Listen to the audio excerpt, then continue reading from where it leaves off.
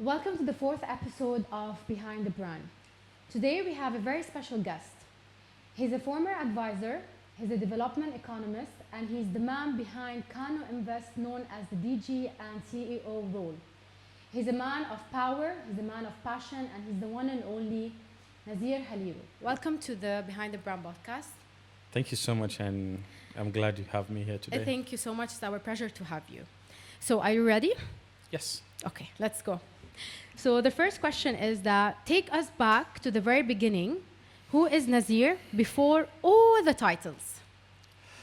This is a very big and simple question as well. But Nazir is like everyone. Okay. I'm a young person born and brought up in Kano State, in Gauna Ward, Nasrallah local government area. I schooled in Kano, primary school, secondary, and my first degree. I had my primary school, first nursery school at Fan Staff School, and then moved on to Pajak International School, and then moved on to Alasan Osman College, and then that was where I graduated, and then moved on to Bayer University where I studied economics. Okay. And then proceeded to SRM University in India where I had my master's in econometrics. Okay. And then currently So pushing we can my see that economics PhD. have been part of your life, economy, Absolutely. about the absolutely, economy and everything. Absolutely. So the second question relates to what I was saying. Yeah. Was economics always the path you envisioned, or did life redirect you to choose studying economic? Honestly, economics was the path I chose initially. Okay. And I chose that path, from the principles of, some role models that I looked up to. I know then back, from the banking sector, especially the Emir of Kano, I had a lot of inspirations from him. Okay. From the banking space down to when he started, as the governor of the Central Bank of Nigeria. And then also I looked up to so many great economists, also at the National Economy Additional as well. Okay. A lot of other, economists, Nkosi Okonjo-Iweala.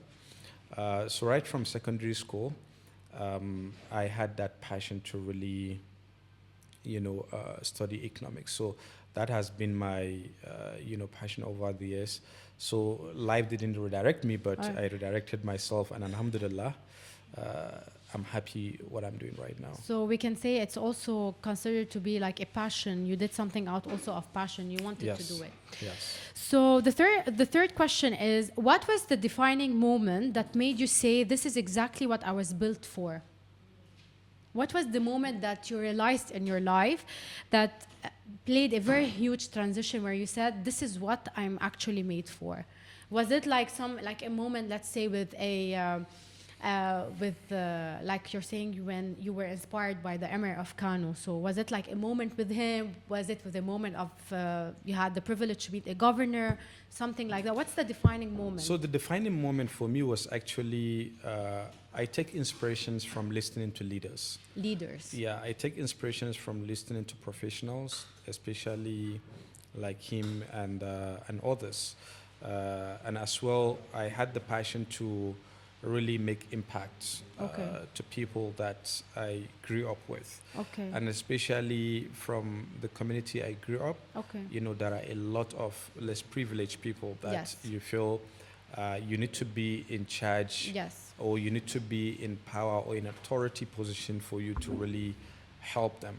So that has really been very impactful in my life in terms of driving me to where I'm heading to. And alhamdulillah, like I said, everything is getting stage by stage.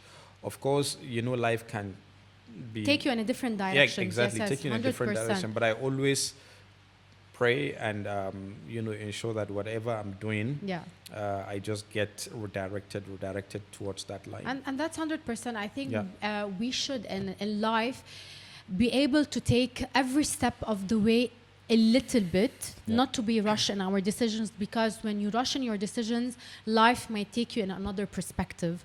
It might not be the perspective that you're looking for. So I do relate exactly 100% with what you're saying, is that we should take we should like take it a step ahead of a time to be able to reach what we want to reach in life. Yeah. So growing up, what shaped your understanding of business, of money and development? As we said, you are known to be a development economist, and you're the man behind the Kano Invest, known as the DG and CEO role. So how was it growing up? What shaped the understanding of all these three together, business, money and development? So one thing I think is that, first is that there is no way economy or a society can develop without business. 100%. And there is no way people can improve and get money, get their life going without business. We are in government. If you want to make money, you say, you go to business. Or if you want to serve people, you go to the government. You go to the public sector where you can take up responsibilities to serve people, because that's where you serve people. Yeah. If you want to make money, you go to business. So my inspiration on this is that development cannot happen without business. And for instance, when you take an economy like Kano is one of the fastest growing economies, and it is one of the, or is the second largest economies in Nigeria. And when you look at history in the back, like decades ago or centuries ago, Kano was one of the fourth largest economies in Africa, after Morocco. After Morocco, after I guess Cairo, and I can't remember the third one. Yeah. And Kano is growing so fast. You may wish to know that the Kano's economy, it's reading about nearly $20 billion, and largely with a lot of industries. We have over 3,000 industries that are in the state now, functioning across manufacturing, agriculture, infrastructure, and all that. And these industries contribute to 80% or more than 80% of our economy. And of course, economy cannot grow when we go back to simple economic terms. People grow the economy because businesses, transactions, economic activities, that's where you have an economy growing. So we are seeing that coming up in Kano, and we are seeing a lot of reforms, especially now. Kano has never witnessed a significant infrastructural change or infrastructural development like now. And these are the drivers for businesses. There is no way you can have business going unless you have reforms or public sector reforms that will ease business. So that's where we have ease of doing business. And recently, the report published by the Presidential Enabling Business Environment Council put Kano as one of the top 10 states in Nigeria in terms of ease of doing business. Wow. So this is sending a very good signal, of course, that yes, Kano is open for business, and Kano is growing faster, and you have all the labor that you need in Kano, from cheap labor to high-tech, human capital development in Kano that will help you drive your business. So basically, business, people, and development, I think the three relate to each other. Absolutely. Without business, you can't have money, and without money, you can't have development, and you need those two to be able to develop and move on. Definitely. So I think the aspect you talked about is like the three of them play a very significant role in each other. Yeah. So now we're going to go to the second chapter. It's under career, power, and influence. So what does it really mean to advise a governor on a budget and economic planning? What does that room look like? This is a question I wanted to ask. When during your period being the former advisor, how is the room? How is it about? So it's a very top position, and it was a very, of course, big opportunity. Yeah. When I was given that role, although I had a prior experience relevant to the budget and planning thing, because I served as a technical assistant to the former Minister of Budget and National Planning. Okay. So I served there for a quite, short time, 1 to 2 years.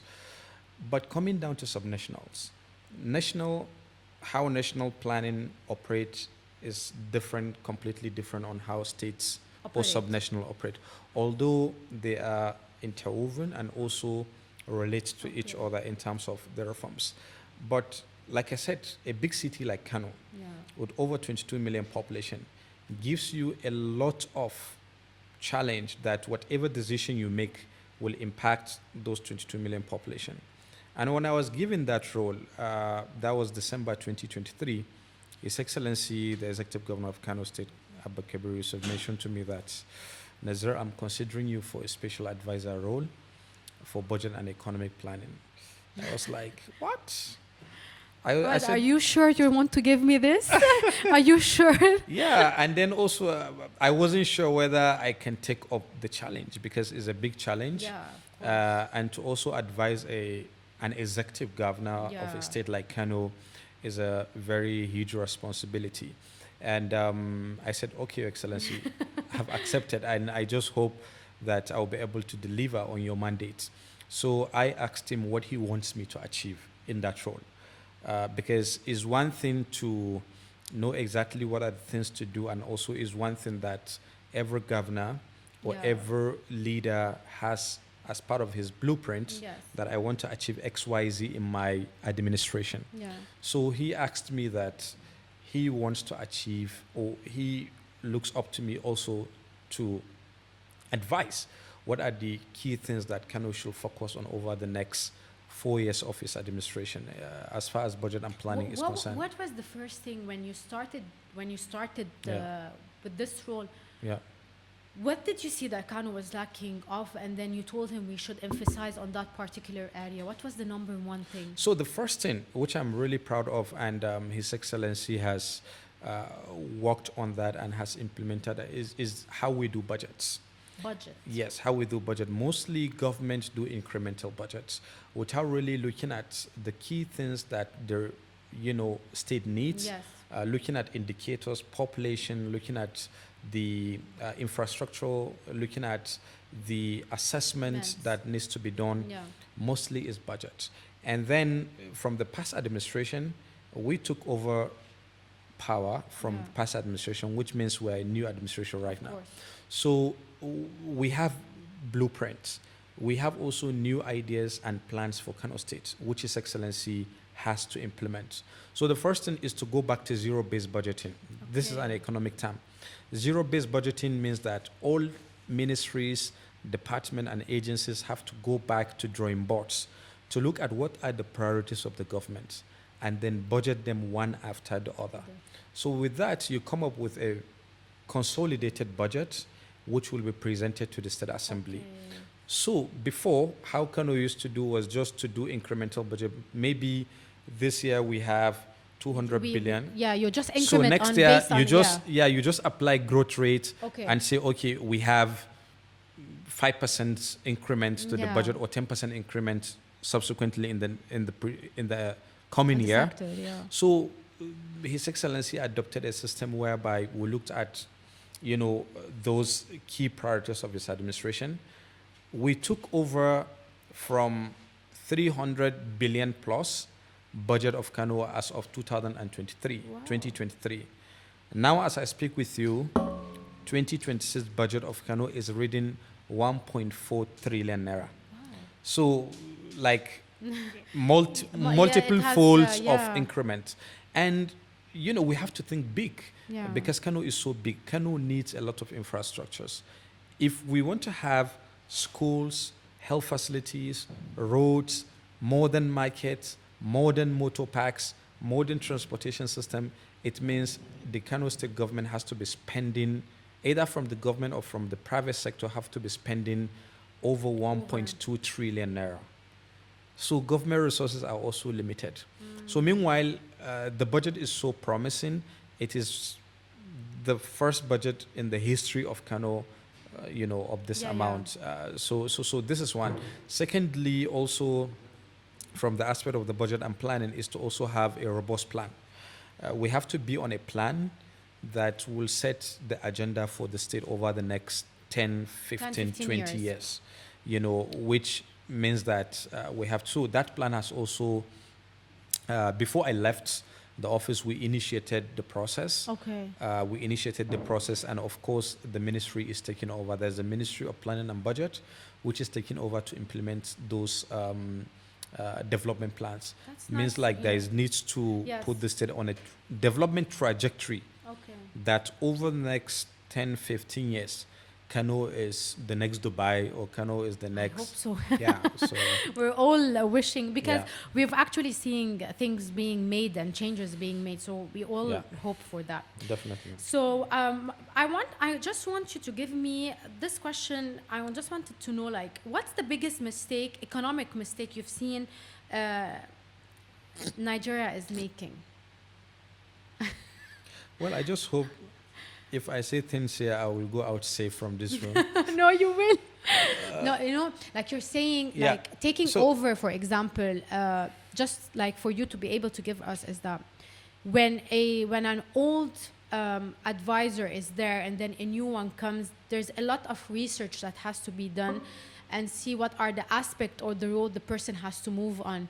So when I'm asking about one economic mistake, probably I can relate to what you're saying is that people, like, for example, think that an increment has to be made immediately without even doing the proper research before taking a decision, for example. Yeah. So I think what you've said to the previous answer can really relate to this, but okay, let me say not Nigeria, but what is the biggest economic mistake you've seen people have done and they shouldn't have done it? No, I can even say in Nigeria, of course, we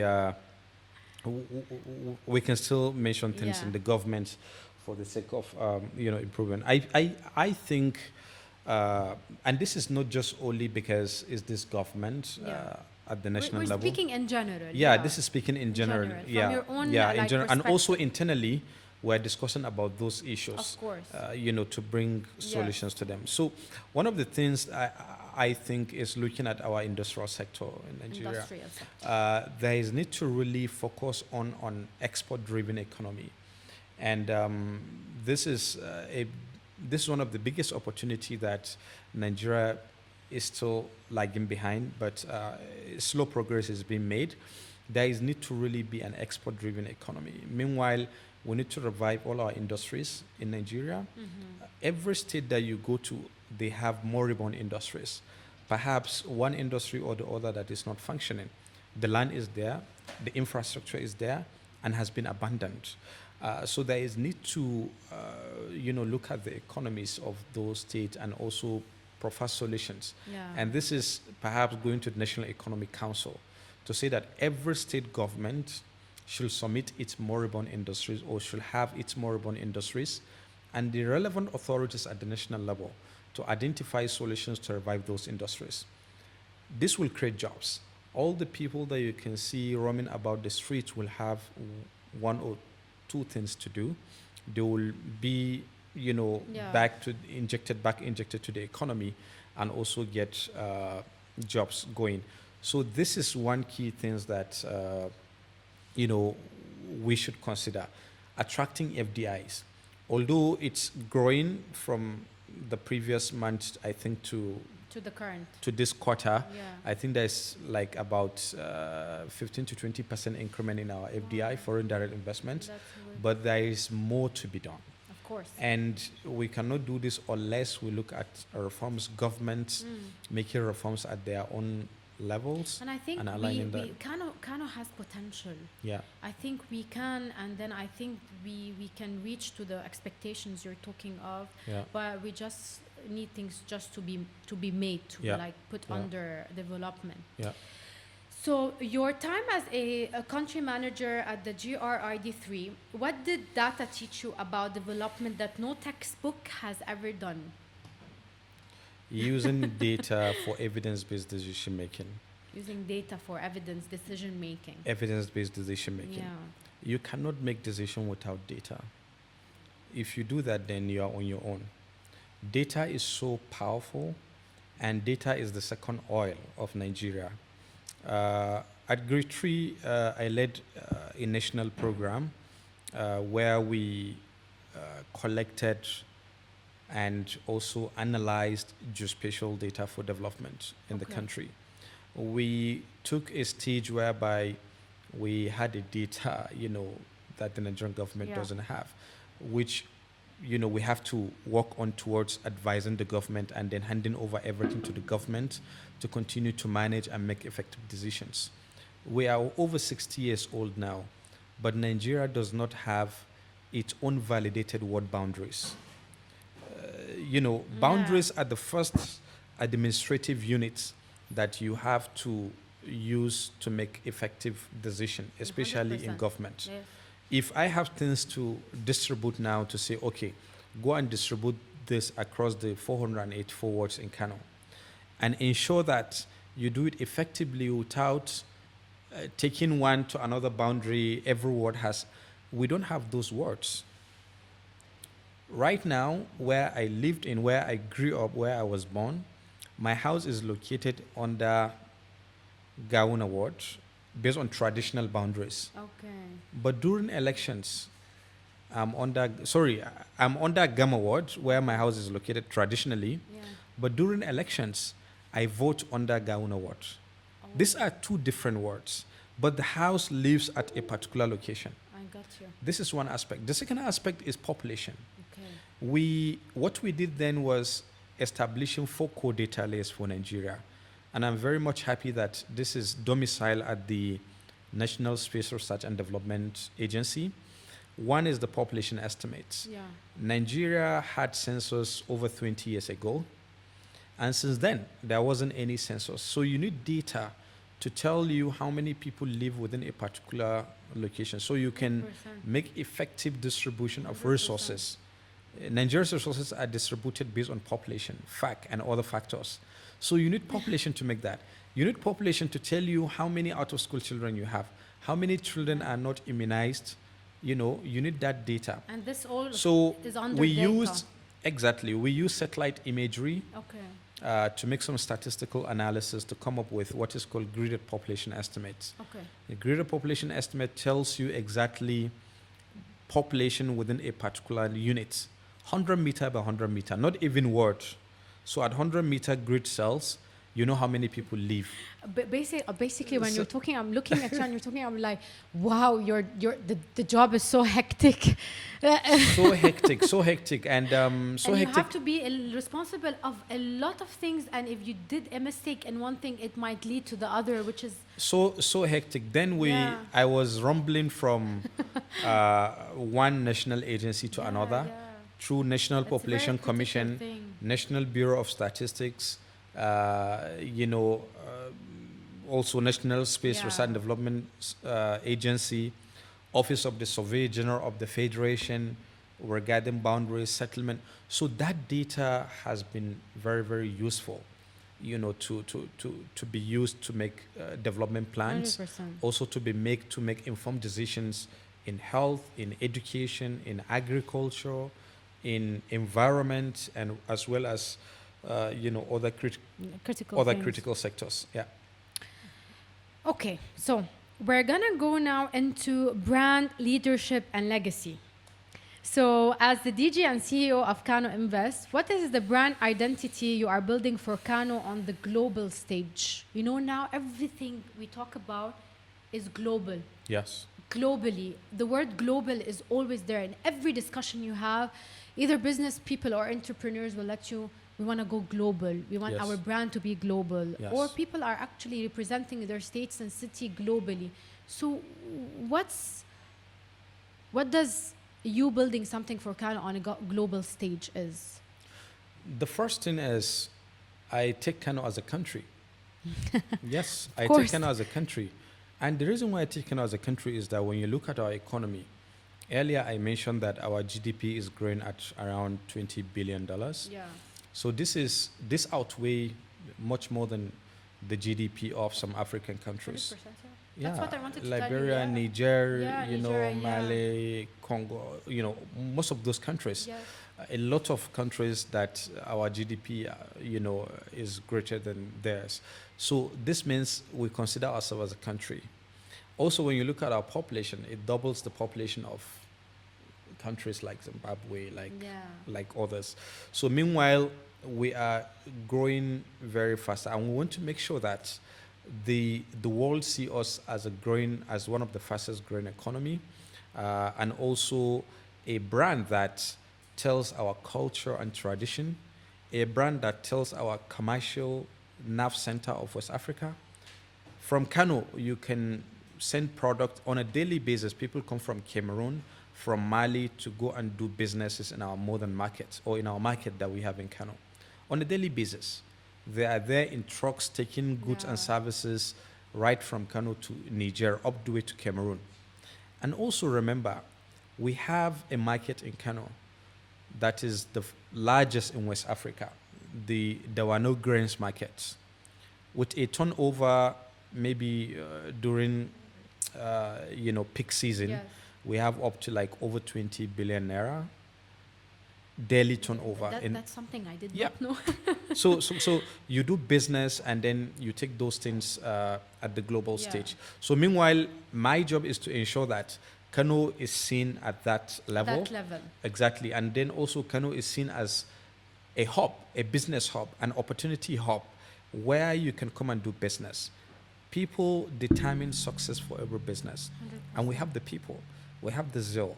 So my job is to ensure that we market Kano at that level, and then we also speaks well around what our opportunities are.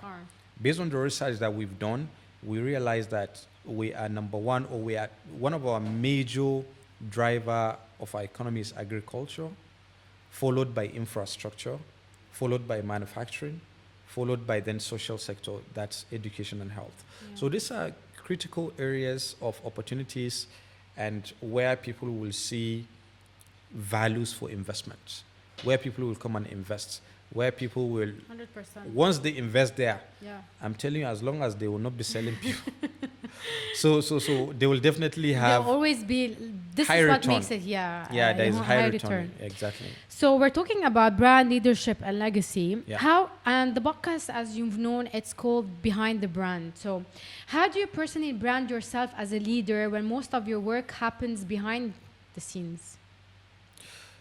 So, yeah, that's also another tough question.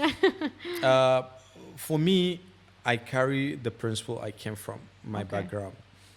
This is being the special advisor down to this role. Yeah. Has been my first public experience.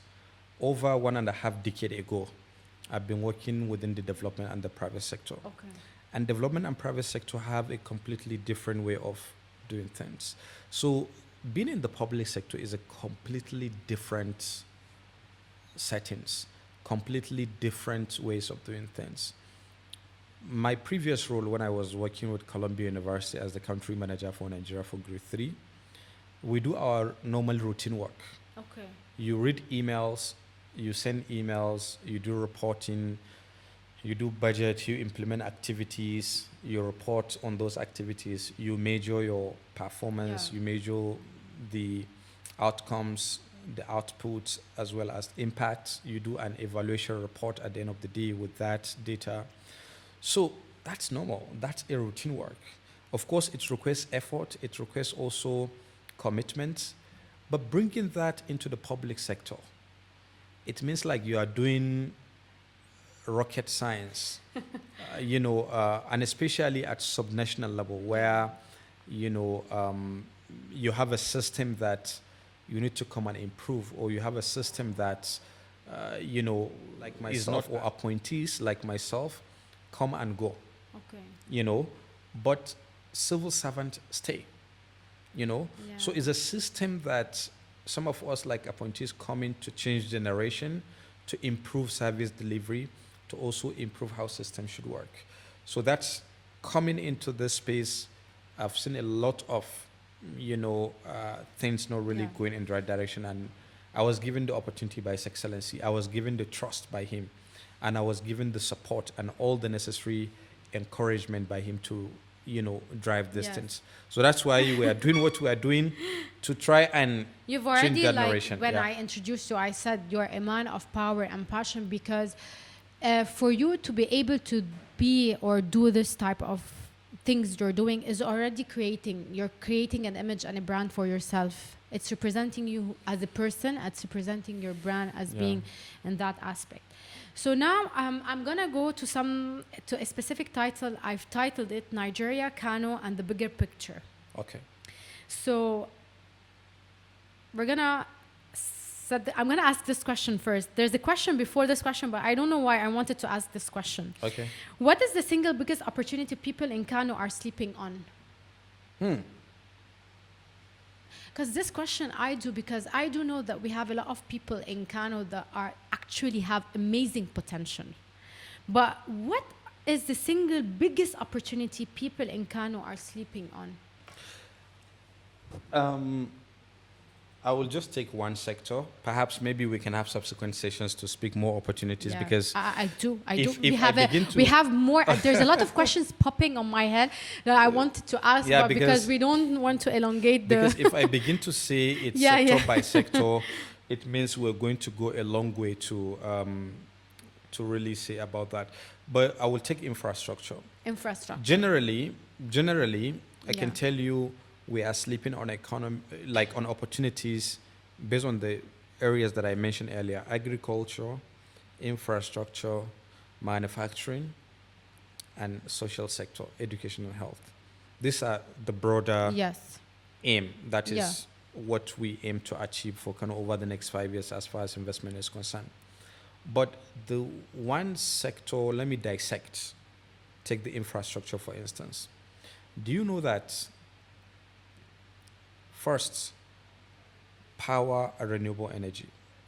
Do you know that power and renewable energy is one of the biggest challenges that we have, a biggest opportunity that we have in Kano right now? We demand generally from residential and commercial areas, we demand nearly 1,000 of megawatt of electricity in Kano. But our current dispatch, on average, on a daily basis, is around 150 to 200 megawatts. Not even up to 200 megawatts, around 100 to 150 megawatts, what we get in Kano. I will allow you to do the maths from from 1,000 to 150. This speaks volume around the opportunities that we are lagging behind. We have the sunlight, we have the wind, we have the waters. All we need is connecting these dots together.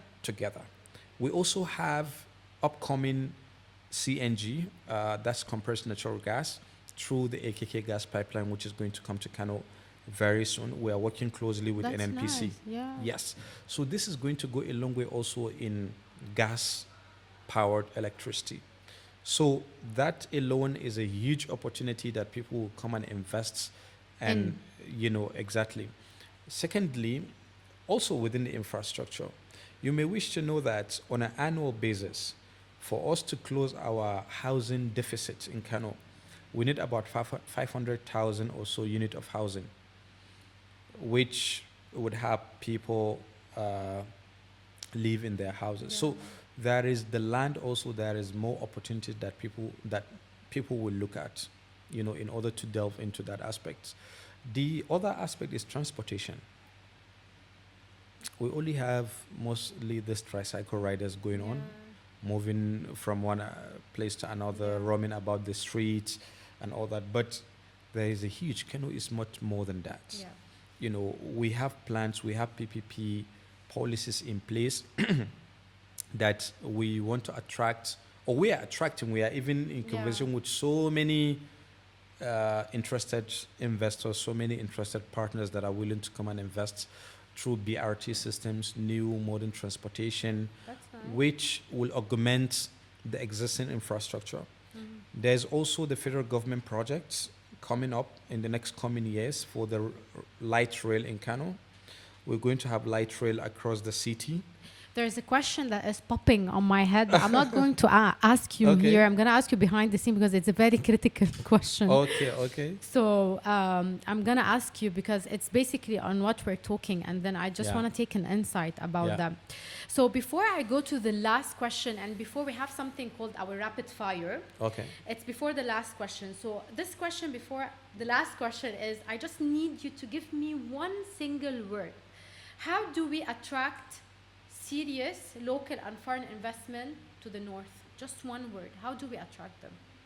One word. One word. Do we like? Is it persuasion? Is it like you're saying? Is Reforms. Reforms. Reforms. Reforms. Do you want me to expatiate? If we can elaborate just more? elaborate a little bit so the audience can know exactly Okay. why you chose that word. Okay, reforms. I choose reforms because you have to reform your state or your city before people see opportunities to come and invest. 100%. Because in Kano, we did not have, over the years, Kano does not have or didn't have any robust PPP policy until this administration. Last year, December, the executive governor of Kano State approved the Kano State Public-Private Partnership Policy, and it is one of the best that we have in the country when you look at the manual. If you don't have PPP policy in place or the legal framework in place, no serious investor will come and invest because somebody is bringing his money. He needs to ensure that his money is protected. His investment is going to be protected. What if the government leaves? What happens to his resources? What happens to his investments? That's one aspect. Second aspect is ease of doing business. They are all part of reforms. The governor is doing a lot of infrastructural development in Kano. Kano is considered as a construction center or construction site. Everywhere you go to, there is a construction going on. Building new roads, building parks, building institutions, reviving the basic amenities, water, electricity, and other things. So these are a lot of opportunities that people will see. And we have a strong tradition. We have a strong institution. We have a strong traditional institution that also has in every ward, you have every village head. You have district heads. You have hakims. You have also the emir. So these are things that people see. Yeah. You have to have enabling environment before you come and invest. You have to have, good roads, good systems, good institution. And like Kano Invest now has been undergoing serious reforms because when I came, everything was almost like zero. Yeah. We did the PPP policy, the investment strategic plan, which has already been implemented or currently been implemented. We did industrial revitalization, which is also currently going on, knowing exactly how many industries do we even have in the States, and then how many that are moribund that needs to be revived, which we are working to revive those other industries, and we have plans very soon to unveil.